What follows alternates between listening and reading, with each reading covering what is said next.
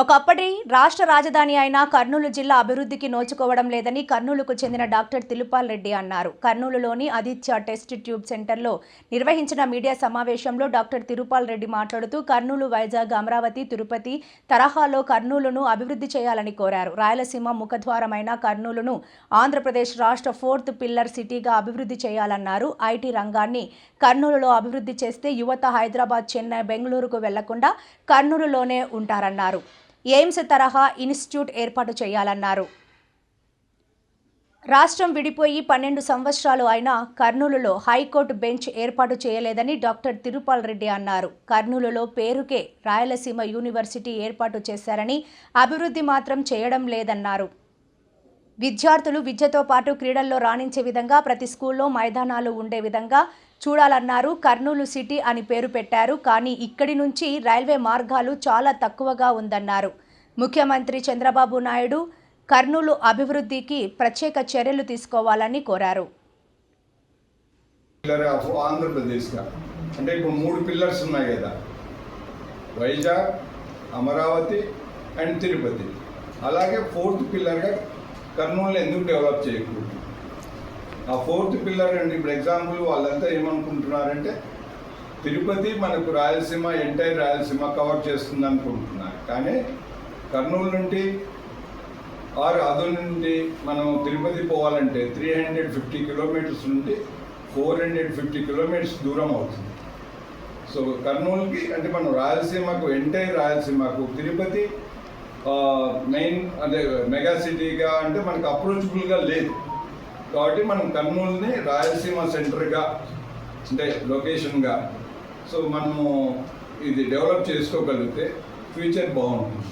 దానికోసం మేము ఏమని చెప్తున్నామంటే కర్నూలుని రాష్ట్రంలో 4వ మెగా నగరంగా 4వ స్తంభంగా కర్నూలుని ఆంధ్రప్రదేశ్లో డెవలప్ చేస్తే బాగుంటుంది. అది కూడా మల్టీబేసిక్ అంటే ఓన్లీ ఇండస్ట్రియల్, హార్టికల్చరే కాకుండా మెడికల్ హబ్గా, ఐటీ కారిడార్ ఎందుకు అడుగుతున్నాం మనము? కర్నూలు నుండి హైదరాబాద్, బెంగళూరుకు నేషనల్ హైవే ఉంది 44. ఈ కారిడార్ని డెవలప్ చేయగలిగితే ఐటీగా, ఇన్ఫర్మేషన్ అండ్ టెక్నాలజీ హబ్గా కారిడార్గా డెవలప్ చేస్తే పిల్లలు ఎవ్రీ ఇయర్ 1 లక్ష మంది రాయలసీమలో ఇంజనీరింగ్ గ్రాడ్యుయేట్స్, మిగతా గ్రాడ్యుయేట్స్ చాలామంది మోర్ దాన్ 1 lakh వస్తున్నారు. వాళ్ళకు కంపెనీ ప్లేస్మెంట్ వచ్చేసి ఓన్లీ 10% మాత్రమే ఉంది. సో రిమైనింగ్ 90% మనం పత్తికొండ, కోడుమూరు, ఆనియన్స్ లాగా రోడ్లో పడుతున్నారు. వాళ్ళంతా అన్ఎంప్లాయ్మెంట్గా ఉండిపోతున్నారు, వాళ్ళకి ఫ్యూచర్ ఏం లేదు. సో కాబట్టి మనము ఐటీ కారిడార్ లాంటిది వస్తే కానీ హైదరాబాద్ టు బెంగళూరు వేలో కర్నూలు అండ్ అనంతపూర్ మధ్యలో ఏదైనా ఐటీ కారిడార్ లాంటి డెవలప్ చేస్తే ఫ్యూచర్ రాయలసీమకు చాలా బాగుంటుంది. అలాగే మెడికల్ హబ్ ఎందుకు చెప్తామంటే ఇప్పుడు తీసుకోండి, అమరావతిలో ఎయిమ్స్ ఇన్స్టిట్యూట్ అక్కడ పెట్టారు, మంగళగిరిలో. తిరుపతిలో స్వామి దయ వల్ల స్విమ్స్ని అక్కడ పెట్టారు. అదే వైజాగ్లో విమ్స్ అనేది పెట్టారు. కర్నూలులో ఏదైనా ప్రాబ్లం వస్తే కన్నా కర్నూలు నుండి నిమ్స్ లాంటిది, హైదరాబాద్లో నిమ్స్ లాంటిది, కర్నూలులో ఎయిమ్స్ అదే లాంటిది ఒక మంచి సెంట్రల్ ఇన్స్టిట్యూట్ వస్తే కర్నూలు నుండి పబ్లిక్ ఎలా వెళ్తున్నారు? ఎగ్జాంపుల్ మనం ఇక్కడ ఒక 10,000 ఖర్చు అవుతుందంటే హైదరాబాద్ వెళ్తే 1 లక్ష రూపాయలు అవుతుంది. ఇక్కడ 1 లక్ష రూపాయలు ఖర్చు అవుతుందంటే అక్కడికి వెళ్తే 10 లక్షలు అవుతుంది. ఇక్కడ 10 లక్షలు అవుతుందంటే 1 crore దాకా అవుతుంది. సో మిడిల్ క్లాస్ అండ్ లో middle class and upper class కూడా చాలా బర్డెన్ అయిపోతుంది. ఆ రెవెన్యూ అంతా కూడా మనం తెలంగాణకు పంపిస్తున్నాం, అంటే హైదరాబాద్ పోతే పేషెంట్స్. సో కాబట్టి మనము మెడికల్ హబ్ అంటే ఏంటి, Rayalaseema institute of medical sciences కానీ ముఖ్యమంత్రి గారి పేరు మీద Chandrababu institute of medical sciences కానీ కర్నూలులో స్టార్ట్ చేస్తే ఈ ఏరియా కర్నూలు, కడప, అనంతపూర్, ప్రకాశం, తర్వాత బళ్ళారి అండ్ రాయచూర్ అండ్ తెలంగాణ భాగం కూడా చాలా మటుకు వనపర్తి, జడ్చర్ల దాకా కవర్ అవుతుంది. సో మేము రిక్వెస్ట్ చేసేది ఏమంటే ఐటీ కారిడారే కాకుండా మెడికల్ ఇన్స్టిట్యూట్ కూడా ఎయిమ్స్ లాంటి ఇన్స్టిట్యూట్ కర్నూలులో పెడితే బాగుంటుంది. తర్వాత మనం నెక్స్ట్ వస్తే వైద్య కేంద్రం అయిపోయింది. హార్టికల్చర్ యూనివర్సిటీ కర్నూలులో పెడితే బాగుంటుందని మనము రిక్వెస్ట్ చేస్తున్నాం. అలాగే మనము నేషనల్ హైవే ఏది కాశీ అదే మనం శ్రీనగర్ టు కన్యాకుమారి అంటే Kashmir to Kanyakumari national highway 44లో ఉన్నాము. అలాగే కొత్తగా మనకి ఇప్పుడు రీసెంట్గా నాసిక్ అనే సూరత్ టు అదే చెన్నై హైవే వచ్చింది. ఈ రెండు హైవేస్లో మధ్యలో ఉన్నాం కాబట్టి ఇక్కడ చాలా యాక్సిడెంట్స్ అవుతూనే ఉంటాయి. యాక్సిడెంట్ అయితే ఫస్ట్ టైం ఇమ్మీడియట్గా ట్రీట్మెంట్ ఇస్తే బాగుంటుంది. దానికి ట్రామా సెంటర్ కర్నూలులో అంటే పెట్టగలిగి డెవలప్ చేస్తే ప్రతి పబ్లిక్ చాలా బాగుంటుంది.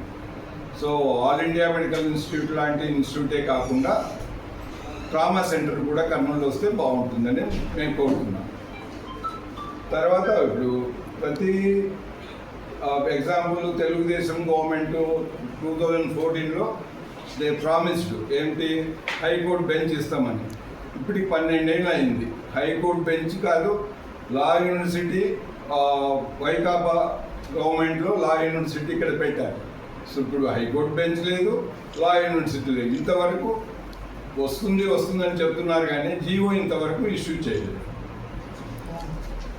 తర్వాత ఇప్పుడు విద్యా కేంద్రంగా ఎలా అయిపోయిందంటే రాయలసీమ యూనివర్సిటీ అనేది పేరుకుంది, దానిలో ఎలాంటి ఫెసిలిటీస్ లేవు, స్టాఫ్ లేదు, టీచింగ్ స్టాఫ్ లేదు, పోస్ట్ గ్రాడ్యుయేట్స్ ఎవరైనా పిహెచ్డి చేయడానికి కూడా ఫెసిలిటీస్ ఏమీ లేవు.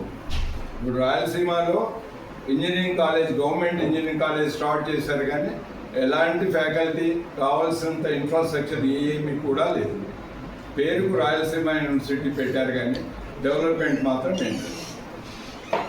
సో క్రీడలు తీసుకుంటే కానీ మనము కర్నూలుకు వాళ్ళు ఇప్పుడు నేషనల్ క్రికెట్ స్టేడియం ఇచ్చారు ఇక్కడ బాలాసాయి పక్కన. సో దానికి చాలా సంతోషం, కర్నూలు ప్రజలంతా కూడా రుణపడి ఉంటారు. అలాగే మనకు హాకీ స్టేడియం కానీ అలాగే ఫుట్బాల్ స్టేడియం కానీ కర్నూలుకి శాంక్షన్ చేసి డెవలప్ చేస్తే ప్రతి పిల్లలు బాగుంటుంది. ఇప్పుడు చూడండి, ఈరోజు నిన్న మనము ఫుట్బాల్ టోర్నమెంట్ చూస్తున్నాము, ఏది ఇంటర్నేషనల్ లెవెల్లో 48 కంట్రీస్ పార్టిసిపేట్ అవుతున్నాయి. కానీ ఇండియా లేదు. ఇండియాలో పాపులేషన్ తెలుసు కదా, 1 కోటి కాదు 150 కోట్లకు పైన ఉంది. అంటే వరల్డ్లో ఆల్మోస్ట్ అంటే 1/3 కాకపోతే more than 1/3 of the population ఉన్నాం. కానీ కర్నూలు కాదు, ఇండియా నుండి అసలు ఫుట్బాల్ టోర్నమెంట్కు ఎలిజిబిలిటీ కూడా లేదు. అంటే మనం ఏ స్టేజ్లో ఉన్నామో మీరు ఒకసారి ఆలోచించండి. సో కాబట్టి మేమంతా ఏం చెప్తామంటే పబ్లిక్ ప్రతి స్కూల్లో ప్లే గ్రౌండ్ ఉండాలి. ఈవెన్ ప్రైవేట్ స్కూల్స్లో కూడా కంపల్సరీగా ప్లే గ్రౌండ్ ఉండేలాగా చేసేసి 6th క్లాస్ ఉంటే ఖచ్చితంగా వాళ్ళకు పిల్లలకు స్పోర్ట్స్లో ఖచ్చితంగా కంపల్సరీ ఒక గేమ్ ఇన్వాల్వ్మెంట్ ఉండేలాగా చేయాలి. అలాగే సాగునీటి ప్రాజెక్టు ఇప్పుడు పోలవరము ఎంత యాక్టివ్గా తీసుకుంటున్నారో అసలు రాయలసీమకు ఇప్పుడు గుండ్రేవుల లాంటిది పోలవరం కన్నా చాలా ఎక్కువ అయినది. కానీ ఇప్పుడు కర్నూలు మనకు రాయలసీమకు తీసుకుంటే గుండ్రేవుల లేదు, ఆర్డీసీ లేదు, ఆర్డీఎస్ తర్వాత వేదవతి ఊరికే పేపర్లో చెప్తున్నారు కానీ ఎక్కడా ప్రోగ్రెస్ లేదు.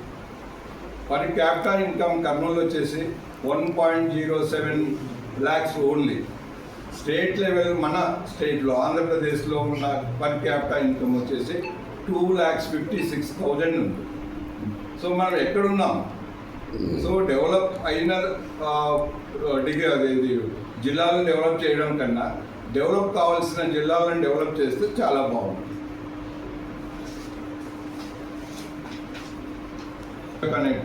కర్నూలు సిటీ అని పెట్టారు కానీ బోర్డుకు కర్నూలు నుండి నంద్యాలకు వెళ్ళేసి అమరావతి కానీ వైజాగ్ కానీ వెళ్ళాలి.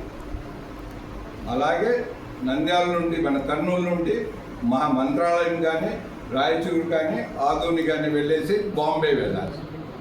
So Kurnool is a locked city.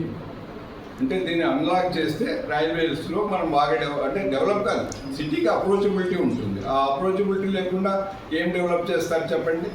So first transport improvement కావాలి.